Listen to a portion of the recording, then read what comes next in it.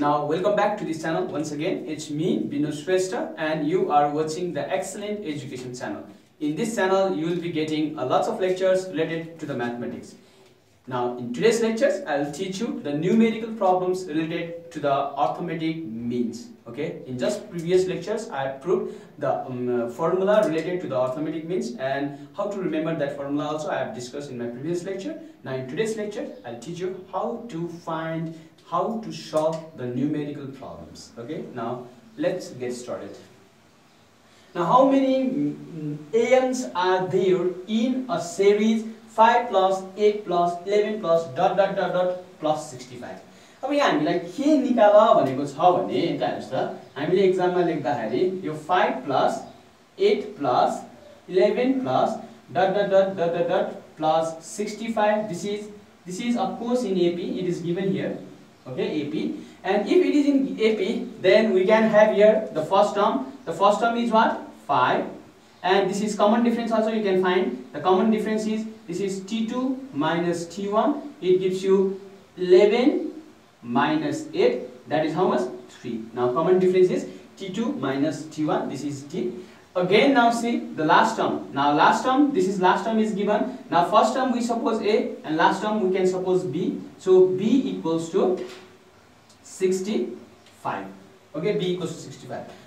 Now in case of arithmetic mean, now always remember two formula you must remember in case of arithmetic mean. The formula D equals to B minus A by n plus 1, and there is Mn equals to A plus Nd. Always remember these are the formula that you need to remember in arithmetic mean. जहाँ arithmetic mean आउँछ यो formula हजुरहरुको दिमागमा बस्नु पर्ने हुन्छ. ठीक छ? अब हेर्नुस् त. अब हामीलाई यहाँनिर के निकाल्नु हुनेछ भने arithmetic means, how many number of means are there, यो n को भ्यालु निकाल्नु पर्यो. र always remember यो फर्मुलामा हाम्रो n भनेको जहिले पनि number of means हुन्छ, number of terms होइन. ठीक छ? र यहाँ D हाम्रो D यो T2 minus T1 त हाम्रो जनरल फर्मुलै भइहाल्यो. डोन्ट कन्फ्युज सर, यहाँ तपाईले फेरि D को भ्यालु D को फर्मुला T2 minus T1 लेख्नु भएको छ, यहाँ फेरि अर्कै भन्नु भएको छ हैन. D को फर्मुला दुईटा छ. दुईटा फर्मुला, एउटा नम्बर अफ मिन दिएको केसमा यो फर्मुला युज गर्ने र अर्को कुरा हाम्रो D भनेको दुईटा कन्जुगेटिभ टर्म्स भयो भने त हाम्रो यो फर्मुला सधैं युज हुन्छ. ठीक छ? अब यहाँ हेर्नुस् त हामीलाई के निकाल्नु छ रे, यहाँ number of means. Number of means निकाल्नु छ. This is n equals to what? हेर्नुस् यो n भनेको हाम्रो नम्बर अफ मिन्स. र यो भर्खर मैले के कुरा गरे, जब हामीसँग d छ र नम्बर अफ मिन निकाल्नु पर्छ, हजुरले के चाहिँ याद गर्नु पर्यो भने यो फर्मुला याद गर्नु पर्यो. ठीक छ? अब यहाँ we have, हेर्नुस् त, we have our formula is what? d equals to b minus a by n plus 1. हेर्नुस् त हामीलाई b पनि दिएको छ यहाँ लास्ट टर्म, a पनि दिएको छ फर्स्ट टर्म, and d हामीले यहाँ माथिबाट निकालिसक्यौं. अब हामी यहाँ n निकाल्न सक्छौं. Now we can substitute the value. D means how much?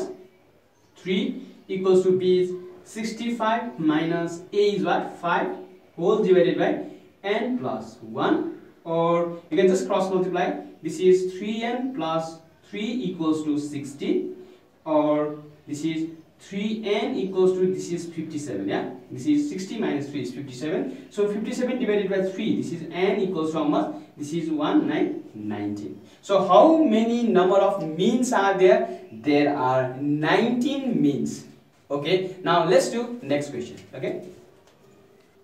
Okay, now see, this is question number 2. The question number 2 ma के भनेको छ भने insert 4 arithmetic means in between 3 and 23 रे. यो 3 र 23 को बीचमा चारवटा arithmetic meanहरु हामीलाई पत्ता लगाऊ भनेको छ.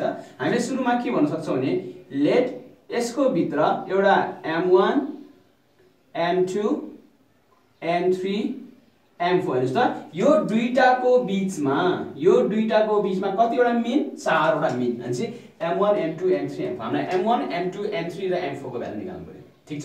अब हामीलाई थाहा छ कि यो दुईटाको बीचमा यो फर्स्ट टर्म भयो, यो लास्ट टर्म भयो. So first term is 3 and last term is what? 23.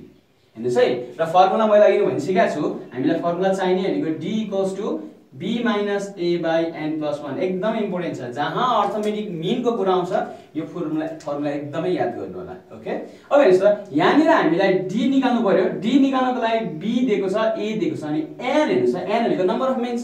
यो बीचमा कतिवटा नम्बर अफ मिन्स छ रे? 4 वटा. So here number of means. Now number of means equals to how many? 4. चारवटा number of means छ अनि चाहिँ हामीलाई n को भ्यालु पनि दियो यहाँ अनि चाहिँ हामी d को भ्यालु निकाल्न सक्छौं.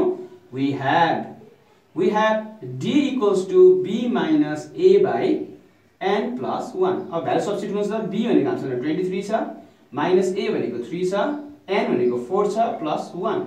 This is 20 divided by 5. This gives you 4. अनि चाहिँ कमन डिफरेन्स हाम्रो 4 आयो. अब कमन डिफरेन्स आएपछि हामीलाई थाहा छ मिनहरु. अब हेर्नुस् त यहाँ m1 को फर्मुला के हो? a plus d. याद गर्नुस् है त्यतिखेर मैले सबै फर्मुलाहरु लेखेको छु त्यहाँ. m1 भनेको a plus d हुन्छ है. तर फेरि t1 t2 अलिकति फरक छ, डिफरेन्स छ, त्यो कन्फ्युज नहुनु होला. m1 भनेको a plus d, a को भ्यालु हामीसँग 3 छ प्लस d भनेको हामीसँग 4 छ. सो m1 भनेको त्यहाँ 7. त्यसैगरी m2 को फर्मुला के भन्नुस् त? a plus 2d. This is a भनेको 3 plus 2 into 4. This is 11.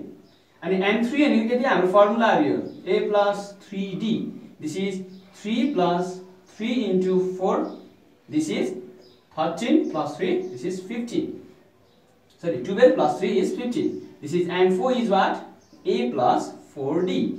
This is 3 plus this is 4 into 4. This is a means 3, 4 into d means how many? d is 4. This is 19. Now see, this is how you find the 4 means. m1 means 7, m2 this is. And see, यो एकदमै याद गर्नु होला. यो फर्मुलाहरु हामीलाई एकदमै चाहिन्छ. त्यतिखेर मीन को लागि फर्मुला हामी किन यहाँ जे भयो यहाँ त्यही नै हुन्छ. टर्म्स हुँदा यहाँ t हुँदा चाहिँ यहाँ 3 हुँदा यहाँ 2 हुन्छ, यहाँ 4 हुँदा यहाँ 3 हुन्छ टर्म्स को केसमा. तर मीन को केसमा यहाँ जति छ त्यति नै हुन्छ. Okay, so therefore our 4 means are how many? 7, 11, 15 and 19. Okay, now let's do next question. Okay, now question number 3. Yes, question number 3. यो एकदमै इम्पोर्टेन्ट क्वेशन छ. रेगुलरली एक्जाममा सोधिरहेको क्वेशन छ. एकदम सजिलोसँग आउँछ. हेर्नुस् त. If 6 p, q, r, 24 are in AP, then find p, q and r. हेर्नुस् त. अहिले भर्खर मैले अगाडिको गरेको क्वेशन्स र यो क्वेशन्स सेम हो. त्यहाँ चाहिँ हामीलाई फाइन्ड द मीन भनेर निकाल्नु भन्यो. हामीले m1 m2 m3 सपोज गर्यो. यहाँ चाहिँ उसले आफैले p, q, r भनेर आफै दियो. ठीक छ. हेर्नुस् त. सल्युसन एउटै हो. 6 p, q, r, 24 are in what? AP. हेर्नुस् त. यो AP हेर्दा के छ हामीलाई. अहिले हामी यहाँ लेखेर चाहिँ यहाँ कति थियो? 3 m1 m2 m3 m4 अनि त्यहाँनिर लास्टमा 23 r in AP हैन. सेम त्यही नै हो गर्ने. हेर्नुस् त. अब यसमा हाम्रो फर्स्ट टर्म कति भयो त? 6. लास्ट टर्म कति भयो? हेर्नुस् त. 24 हैन त. यो फर्स्ट टर्म, यो लास्ट टर्म अनि नम्बर अफ मीन्स. यो के हो हाम्रो? Number of means. एकदमै ख्याल गर्नु होला यो. नम्बर अफ मीन्स चाहिँ हामीलाई कति आछ? 1 2 3 अनि यो 3 भयो. अब यहाँ हजुरले के निकाल्न सक्छ? d को भ्यालु निकाल्न सक्यो. हैन त. we have, हेर्नुस् त. we have d को फर्मुला हो हाम्रो b minus a by n plus 1. अनि b भनेको हामीसँग छ 24 minus a भनेको हामीसँग 6 by n भनेको 3 plus 1. This is 24 minus 6 is what? This is 18 by 4. ठीक छ. अब यहाँबाट हेर्नुस् त कति आउँछ? This is 6 24 6 minus 24 18 by 4 is this is 9 by 2. अब यो फ्र्याक्सनमा पनि आउन सक्छ है. यो फ्र्याक्सनमा पनि आउन सक्छ. केही प्रब्लम छैन. फ्र्याक्सनमा आओस् या इन्टिजर्समा आओस् नो प्रब्लम है. यो d भनेको हाम्रो नेगेटिभ पनि आउन सक्छ, पोजिटिभ जे पनि आउन सक्छ. ल हाम्रो d को भ्यालु आयो हेर्नुस् त. 24 minus 6 this is 18 18 by 4 this is n plus 1 n is 1 2 3 so 4 this is 9 by 2. अब हेर्नुस् त हामीलाई थाहा छ कि अहिले हाम्रो फर्मुला यो p भनेको के हो? हाम्रो m1 हो. p भनेको m1 यो m2 यो m3. अब यसमा के गर्नुस् त? p इक्वल्स टु हाम्रो फर्मुला भयो यो m1 भएको हामीले a plus d लेखे. अनि a को भ्यालु हामीसँग कति छ? 3 plus d को भ्यालु कति निकाल्यो हामीले? 9 by 2. ल यसलाई अब हामीले एलसीएम लिएर गर्नुस् त. यो एलसीएम लिँदाखेरि 6 plus 9 by 2 यो भनेको हाम्रो इक्वल्स टु 15 by 2 आयो. ठीक छ. यसलाई डेसिमलमा लेख्दै पनि हुन्छ, के फरक पर्दैन, अथवा 15 by 2 लेखिनु हुन्छ. त्यसैगरी q को भ्यालु छ. q भनेको के हो त? a plus 2d. यो फर्मुलाको बुझ्नु भयो कि भएन? p भनेको m1 फर्स्ट मिन हो a plus d अनि फेरि q भनेको सेकेन्ड मिन हो a plus 2d. यसैगरी तपाईले अब यसमा 3 plus 2d भनेको 2 into 9 by 2 यसलाई क्यान्सल गर्न सक्छ. कति आउँछ यो? 9 plus 3 is 12. ओके. अब फेरि qr r भनेको हाम्रो के छ?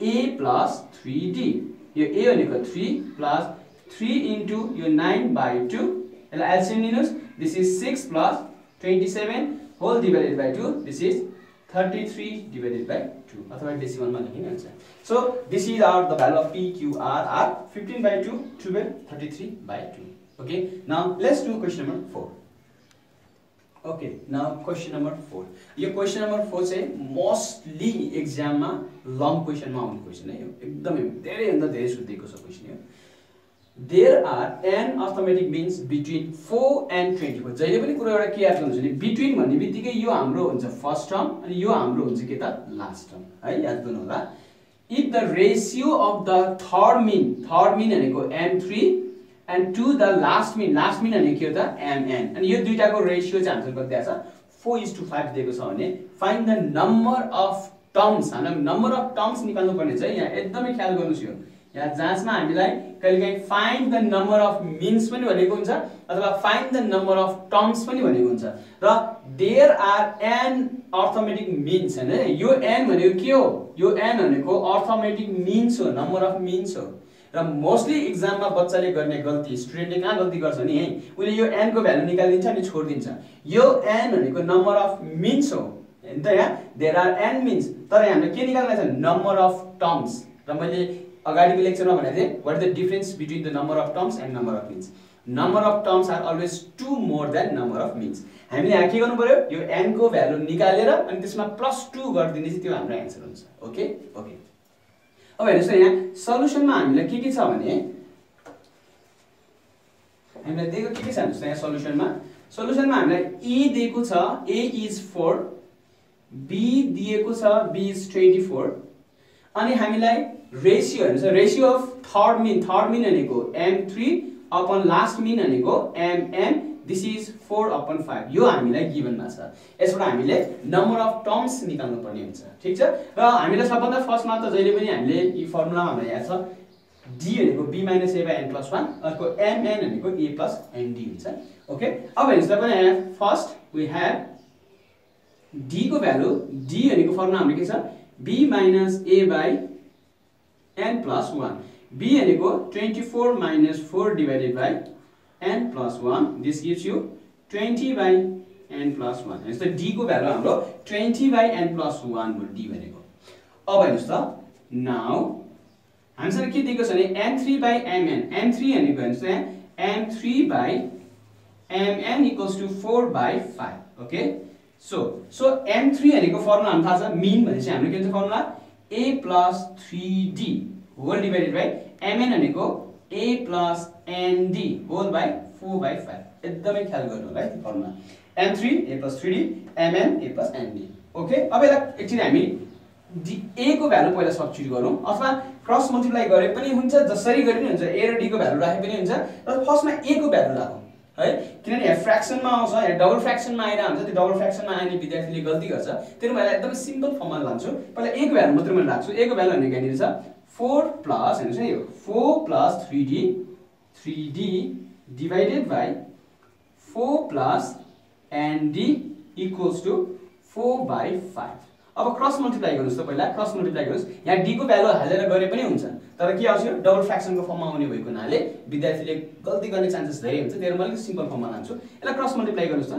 20 + 15d ठीक छ यसलाई मल्टिप्लाई गर्दा 20 यसलाई मल्टिप्लाई गर्दा 15d यसलाई मल्टिप्लाई गर्दा 16 + 4nd एकदमै ख्याल गर्नुस् है यो छुट्टेला के और अब हेर्नुस् त यहाँ यो मैले के गर्दै भने यो 16 लाई त ल्याएर घटाइदिए पनि हुन्छ अथवा मैले यहाँको अब d को भ्यालु मैले सब्स्टिट्युट गर्दै पनि हुन्छ जे गरे पनि हुन्छ है अब हेर्नुस् त मैले d को भ्यालु यहाँ सब्स्टिट्युट गर्न मन लाग्यो मलाई 15 ठीक छ इन्टु d भनेको हामी कति निकालेछौँ 20/n + 1 यो लङ क्वेशन आउँछ एकदमै ख्याल गर्नु होला यो d को भ्यालु आयो 20/n + 1 इक्वल्स टु यो 16 + 4n इन्टु d को भ्यालु आयो 20/n + 1 यहाँ केही प्रब्लम छ यहाँसम्म अब हेर्नुस् त अब मैले के गरे यसलाई मल्टिप्लाई गरे हेर्नुस् त यसलाई म अझै एक स्टेप लामै भए पनि यो 15 टु जा 30 300/n + 1 यो स्टेप्सहरु जम्प गर्न पाइन्छ है यहाँनिर मैले यो डाइरेक्टली एलसीएम लिएर गरे नि हुन्छ मैले स्टुडेन्टहरुलाई अलिकति अप्ठ्यारो नहोस् भनेर किनभने कोही स्टुडेन्ट्सलाई अलिकति अप्ठ्यारो हुन्छ म्याथमेटिकली विक भएकोलाई त्यसैले मैले यहाँ कुनै पनि स्टेप्सहरु जम्प नगरिकन गरेको छु okay this equals to 16 plus this is what 80 यो n छुट्छ है धेरै जसो विद्यार्थीको यहाँ गल्ती हुने ठाउँ भनेको यो n छुटाउँछ यो n छुटाउनु हुँदैन अब चाहिँ एलसीएम लिनुस् त एलसीएम आयो हाम्रो n plus 1 is एलसीएम यसलाई मल्टिप्लाई गर्नुस् 20 into n 20n plus 20 plus 300 this equals to यसले पनि लिनुस् त 16n plus 16 plus 80n whole divided by n plus 1 यो n plus 1 can be cancelled अब यहाँ n को भ्यालु सजिलैसँग निस्किन्छ हेर्नुस् त पहिला यसलाई सिम्प्लिफाई गरौँ 20n plus 300 plus 20 is 320 यो 16n plus 80n is 96n plus 16 अब यहाँ हामी n को भ्यालु सजिलैसँग निकाल्न सक्छौं यो लाइक टर्म्सहरुलाई जम्मा गरौँ यो 320 यो प्लस 16 इदा आउँदा माइनस 16 भयो हो अब यो 20n उता जाँदाखेरि माइनस 20n हुन्छ 96n minus 20n और हेर्नुस् त यहाँबाट सबट्र्याक्ट गर्नुस् 304 आउँछ इक्वल्स टु 96n मा माइनस 20n गर्दा कति आउँछ यो 76n आउँछ हो 76n हेर्नुस् त यसमा 20n गर्दा और अब यसबाट हामी n को value निकालौं n equals to this is 304 divided by 76 therefore हजुरको n को भ्यालु आउँछ कति आउँछ n को भ्यालु आउँछ 4 है यसलाई हामीले डिवाइड गर्दाखेरि 6 4 the 24 7 4 the 28 plus 2 is 30 so n को भ्यालु कति आयो 4 अब यहीँनिर हो हामीले लास्टमा आन्सर लेख्दा गल्ती गर्ने मोस्टली स्टुडेन्ट्सले यसरी आन्सर लेखिदिन्छ एक्जाममा यदि हामीलाई find the value of n भन्यो भने दिस इज द आन्सर यदि हामीलाई जाँचमा find the number of means भन्यो भने नि this is the answer because n stands for the number of means यदि हामीलाई find the value of find the number of terms भन्यो भने चाहिँ you must add 2 on this n ठीक छ यो n मा हामीले अब 2 एड गरेर गरौँ so here number of terms therefore the number of terms is 6 so this is the very important okay सायद बुझ्नु भयो होला हो ओके यहाँनिर काहीँ कुनै ठाउँमा बुझिएको छैन भने कमेन्ट्समा लेखेर पठाउनु होला म त्यहाँनिर एक्सप्लेन गरिदिन्छु Okay, this much for today. Hope you have understood this lectures and if you have any confusions related to these lectures, you can keep comments on the comment box. I'll reply you as soon as possible. And remember one thing, I've kept the this is the series of questions in the beginning of the video. So pause the video and do all these numerical problems related to this lecture. Okay, and in my next series I'll teach you how to find the sum of n arithmetic terms and along with their numerical problems. Okay, and after finishing these arithmetic progressions I'll go to the geometry progressions. So don't miss to subscribe the channel and click on the bell icon so that you'll get the notifications of every upcoming videos. Okay, thank you for watching. See you in the next video. Till then, have a good time. Bye bye.